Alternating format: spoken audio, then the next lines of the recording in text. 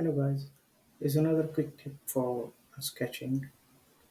Whenever we are starting a new sketch, we always start with the sketch command and then we click on a plane and then we start sketching.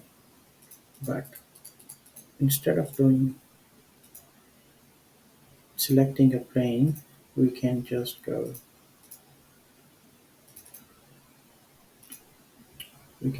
to plane directly, right click and click on sketch and you can start drawing straight away.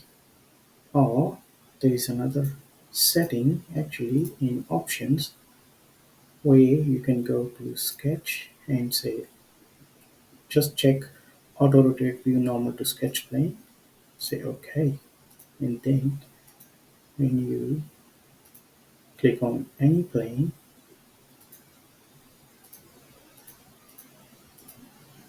it will automatically rotate that plane, which means if we can see all these planes and click on this plane and say sketch, automatically make it normal to your sketch so you can draw easily.